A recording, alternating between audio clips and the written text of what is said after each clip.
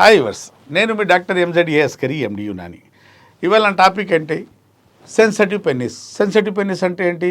మనం సెక్స్ మొదలు పెడుతుండగానే మన పార్ట్నర్ చేయి తగిలినా, తొడ తగిలినా, ఆమె బొడ్డు తగిలినా, ఆమె చేయి తగిలినా, ఆమె శరీరం తగిలినా వీర్యం తన్నుకుంటూ బయటికి రావడం.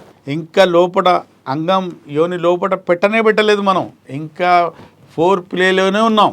అప్పుడే మన వీర్యము మనకి ఇష్టం లేకుండా బయటికి వచ్చేసింది. అంగానికి ఆమె యోని తగలంగానే వీర్యం బయటికి రావడం జరుగుతుంది. దానికి సెన్సిటివ్ పెన్నిస్.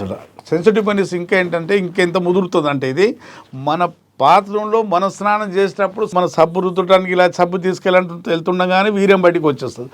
అంత సెన్సిటివ్గా మారుతుంది. ఎందుకు? హస్తప్రయోగం. హస్తప్రయోగం ఎవడు చేస్తాడో వాడికి అంగం ముందు భాగం చాలా సెన్సిటివిటీగా మారుతుంది. అక్కడ కెమికల్ కూడుకోవటం వల్ల ఈ భాగం ఎంత సున్నితంగా ఉంటుంది అంటే, యోని లోపల ఉన్న తడికి తన్నుకుంటుకు వచ్చేస్తుంది అసలు వీర్యం. అస్సలు ఆడు స్ట్రోక్లు ఇయ్యలేడు. ఆమె పరిశాన్ అవుతుంది. అరే ఇదేంటబ్బా లోపల పెట్టంగానే మొత్తం వీర్యం బయటికి వచ్చేసింది. ఎన్ని సందర్భాల్లో జరిగే. ఎప్పుడు చూసినా ఇది ఇలాగే జరుగుతుంటే అప్పుడు గొడవలు అవుతాయి భార్యాభర్తల మధ్య. మీరు సెక్స్ చేయలేరండి, నాకు సుఖపెట్టలేరు, మనం విడిపోదాం, విడాకులు తీసుకుందాం అని ఎన్నో కేసులు మా దగ్గర కౌన్సిలింగ్ కోసం వస్తాయి. అందుకోసం చెప్తున్నాను.